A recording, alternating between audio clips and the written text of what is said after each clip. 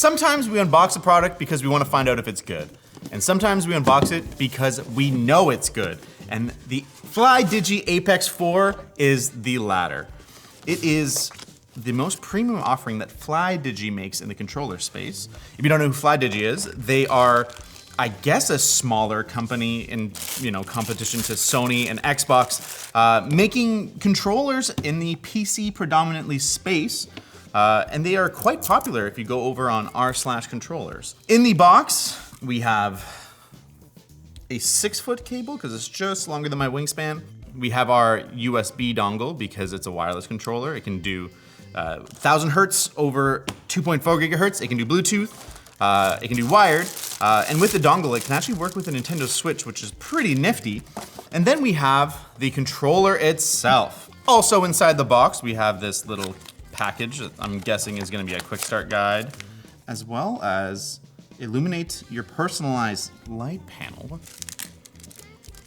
I think that's to replace the Flydigi logo here. I guess presumably you could put something on it. That's a weird one to have 4 of. Also, SIM card removal tool. What? This isn't a cell phone? Finally, we arrive at the controller itself, and it's got a pretty nifty white and transparent aesthetic, which is pretty cool. The front faceplate actually comes off, which is pretty cool. One of the weird design oversight things that I don't like about it is that in order to take the faceplate off, you actually have to take the sticks and D-pad off. I forgot you had to take the sticks, that's why I kind of forced it. But then when you're under here, you can better see the rumble motors, the Hall effect sticks modules that are pretty friggin' nice looking. These look very R2-D2-esque. But most importantly under here is the stick tension adjustment little screwies.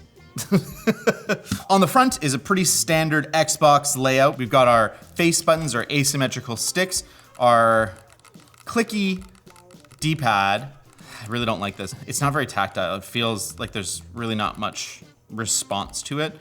It's not horrible. It also feels like it travels more on the left side. I've had to give up finding a controller that is an excellent controller but also has a really good D-pad because it's just such an afterthought in the way that modern games are interacted with. This is for your, squad commands or your inventory, so this is sufficient.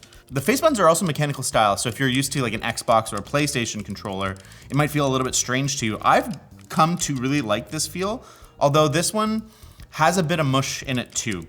Not bad, better than most controllers these days. The sticks feel amazing. These ones have already been adjusted because we use this in a cool video coming over on the LTT channel, I'll tell you a little bit later about. But they just feel heavy and responsive and tight. Oh, so good. Start and select is fine. At the bottom of the front, we have a home and a function button that you can assign using the software. And then we move to the bottom. On the bottom, it's pretty simple. It's just pins for an optional dock that you can buy. It's $20, which is nice that they don't just roll it into the cost of this controller because you might not actually want that dock. On the back, we have our on-off switch as well as our 4 paddle buttons that you'll be able to assign in software. And then on the top, we have our bumpers and our triggers, as well as our Type-C, because this is 2025, and things have Type-C, which is great, as well as what I believe are locking channels for a locking cable, so you won't just yank out your cable, although I couldn't find a specific cable for this purpose. Let me know in the comments down below if you have this cable that would lock with this. Now that we're done exploring, let's see how this thing feels in the hand. It feels very premium in the hand. It's quite heavy. It's over 310 grams, which puts it definitely in the heavyweight contender category. The rubberized grip is actually pretty nice, although you can already see we've barely used this one and it's already getting dirty or worn. And so that's definitely a consideration. The faceplate plastic is actually pretty nice. I was a little bit worried it would feel super cheap. Sometimes the faceplate units just feel so crappy. I really like these bumpers. It doesn't seem like equal travel on every part of it, but it does feel clicky and responsive on the whole button. And these triggers, the shape of them is really nice, and the resistance is really, really nice. And they hide one of the killer features of this controller, which is adaptive triggers, which we will get to in a little bit. Oh my gosh, there's so much to get to. We're coming back to the sticks because this was actually the thing that started getting me to switch my mind about alternate controllers. I knew that sticks mattered to me when I first picked up an Asus controller, and they're like the lightest, least resistant sticks I've ever felt, and they just feel cheap and wrong. When I found out that the Flydigi lineup, you could actually adjust your tension on the fly, I thought that was kind of a gimmick, because I'm not gonna be adjusting it as I play. But what I realized is that it's not about on the fly adjustment, it's about finding the tension you like and being able to set that exactly how you want. Yo, what? Secret compartment holds the actual tool to adjust your stick tension. This is so cool. Okay, I dig that. It's not just aesthetics, it's practical. So the way it works is you turn it and you adjust the tension of the spring, which resets the analog sticks to their center. These are Hall effect sensors, which is great because theoretically that means there shouldn't be any wear and tear that causes stick drift in these. They should run for a very long time. At the light end, it's about 33 grams of force to move the sticks, and at the heavier end, it's about 100. Just for reference, an Xbox controller sits closer to the bottom at 55. I guess the only thing left now is to plug it in and test it out in some games, but only after we tell you about our sponsor. Boot.dev. Thanks to boot.dev for sponsoring this video. Learning back-end web development can be quite a daunting task, but boot.dev makes it fun by gamifying the experience. Enter a ton of code and progress through an online self-paced RPG-esque course, all while earning XP, levels, and achievements. And if you're ever stuck, Boots, their AI-powered bear wizard, is there to lend a hand, or paw. They even offer a 30-day, no-question-asks refund policy and a free demo of every course. So click our link in the description and use code ShortCircuit to get 25% off your first payment today. Well, that was easy. Plug the dongle in, turn the controller on, and away we go. There's actually 2 extra features that I didn't even mention in the unboxing portion. There's RGB and a screen. I don't think it's that great of a feature. We looked at a controller recently that had a screen on it that is more fully featured than this one. This one seems to be mostly kind of an aesthetic thing, and I would way rather have battery life than a screen on my controller, but that's just me. Let's take a look at the software and see what kind of configuration we can do. I literally just installed this, brother. While this is downloading, I can tell you that it's a little bit annoying, Flydigi, that I had to find a Reddit post to link to a Russian version of your website to be able to get the software for my PC. Your North American website seems to only want to push the phone app, which I have zero interest in using. If I'm using a controller on a PC, I would like to use the PC to adjust the settings, not have to connect to a phone via Bluetooth, disconnect from the phone, and then plug into a computer and then hope that the settings have translated. Please make your website a little more better. There's no other way to describe it. That's kind of silly. We are in the Flydigi Space Station software, which looks kind of primitive compared to some of the peripheral maker stuff, but that doesn't mean it's bad. In fact, it looks like I have access to more settings than I've seen on a lot of controllers. At our home, we can reassign all the buttons. That's actually really nice for accessibility reasons. Currently, our back buttons aren't set to anything, and I don't want to do that yet. We can adjust our joystick dead zone, which is by default at 0, and then also the sensitivity curve. I'm gonna leave it at default because I don't have a preference across all games of how I want the sensitivity curve to be. Although it's nice they have some presets you can muck around with. We have our gyro settings, which is pretty cool. And you can actually automatically assign the gyro to one of the joysticks. So if a game doesn't have gyro support, you can actually force it in the controller software, which is actually pretty nice. You can actually assign it to mouse sensitivity, which is kind of cool. I'm not a gyro shooter guy, but there's a lot of people that seem to be swearing by it, especially for those little micro adjustments when you're sniping and stuff. So very cool. The thing I'm most interested in is the trigger settings. Like I briefly mentioned before, they are adaptive triggers, which are similar to the PS5's DualSense controller. Basically what that means is that developers can set different resistance levels of the trigger to simulate different effects. So as you pull back on a bow, it'll kind of have that stretch feeling, or when you're excelling it in a car, it'll mimic the resistance that an accelerator pedal will give you, or in a shooting game, kind of a trigger feel. It's done on a per game basis, and so when you play on a PS5, you know you're getting that support. And on PC, it's a little more hit and miss, although a lot of games do have it as well. So you can, per game mode, adjust the different settings, like the damping start position or the damping strength, which will simulate more of that hair trigger feel. I think it's a little bit disappointing that the best controller that Flydigi makes is missing, I think, one of the killer features of its mid-tier brethren, which is the hair trigger stops. If you don't know what that is, it's basically a little mechanical switch that you go that forces the triggers to be very short action, so that when you're playing competitive games, you don't have to pull the trigger all the way to shoot your gun. You can just kind of like tap it much faster reaction time on stuff. You can simulate that with these adaptive triggers, but it's not nearly to the same effect. It just feels a lot heavier to press, and then the dead zone would be set right at the top so that as soon as you're doing it. You can set the recoil mode, vibration start position, that's fun. I wonder if this is a software that will kind of add this on top of games that don't support it, or if it's just multiple settings I can change that are all gonna make it more messy when I'm in game later. You know what? Doing the trigger lock setting makes it much closer to what having a real trigger stop feels like. You set the damping position to 20. If you're just lightly tapping, I could be convinced that this was a mechanical stop. However, if you're like a squeezer, you can easily get past that point and go all the way down. That's actually not bad. I am kind of impressed that they were able to simulate the feeling of a mechanical stop that well. In the general tab, we can mess with our RGB. A couple different settings that are kind of cool. I'm gonna turn it off because I like battery life. Does that turn the screen off? No, it doesn't. The screen stays on. Oh, that's a big bummer. Control vibration. Vibration intensity all the way, let's go.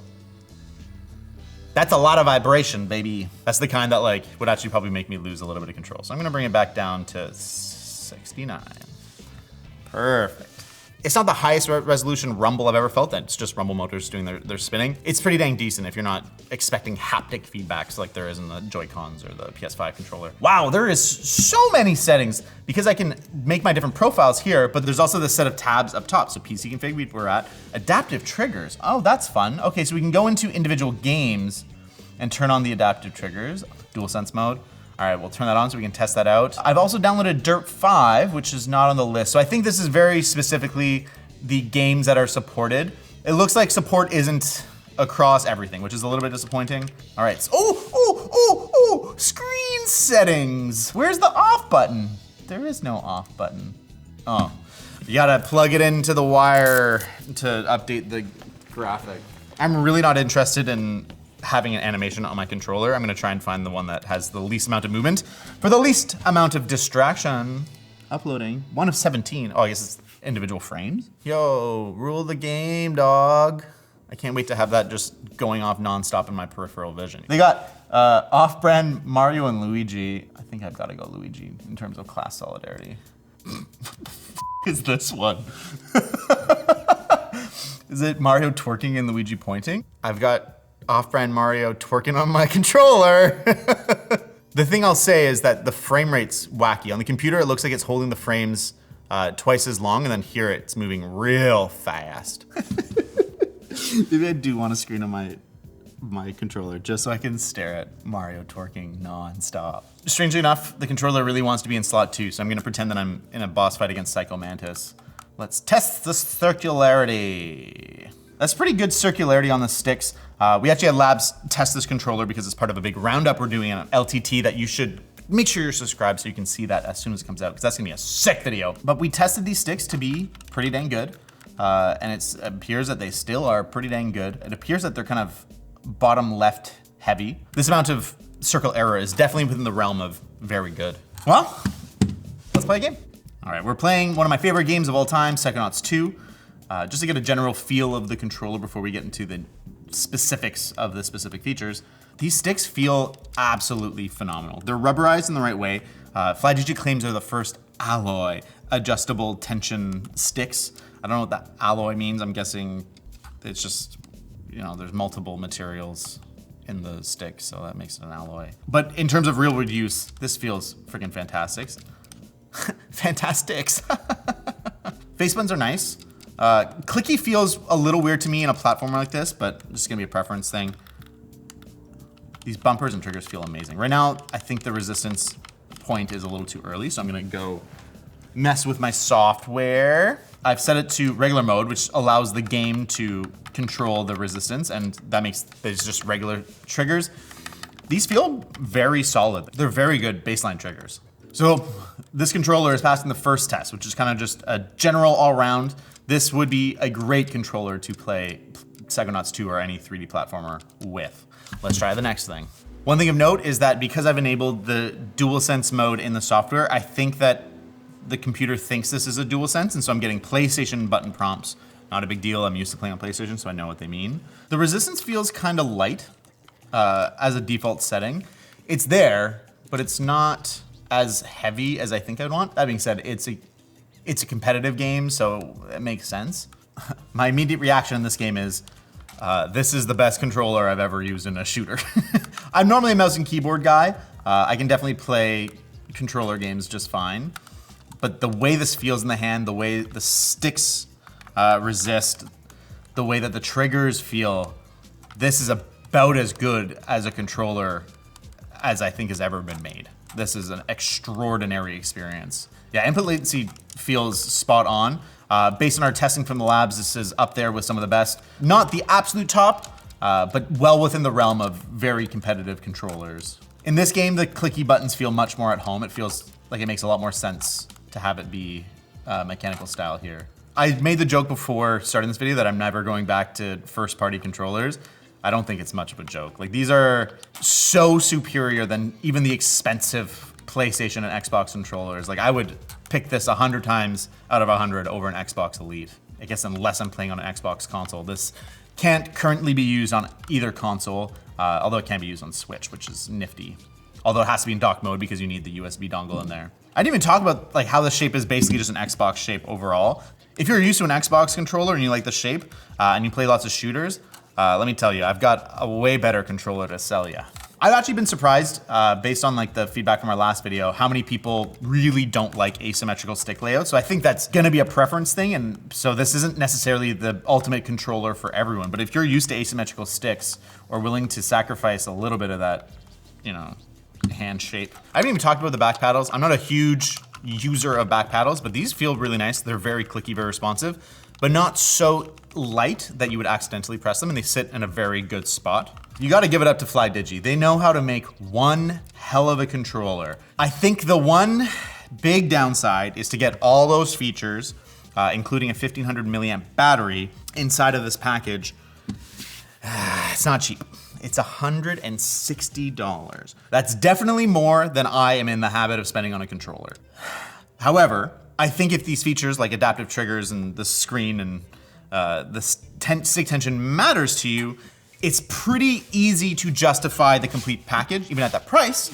And if that is too expensive for you, I've got great news for you. Just the best news. Flydigi makes 2 other controllers that are very, very good as well. We've got the Vader 4, which is the step down at $80. It has a lot of the same features, no adaptive triggers, but it does have the trigger stops that I actually think I prefer if I'm exclusively playing competitive games. It has the stick tension, which is amazing, and it's actually a better implementation IMO because you can do it without taking the faceplate off. You just spin these dials and it changes the tension. Let's go all the way to the max. And these sticks, they still feel amazing. These triggers too. Face buttons feel good. I actually think I like the face buttons on the Vader more.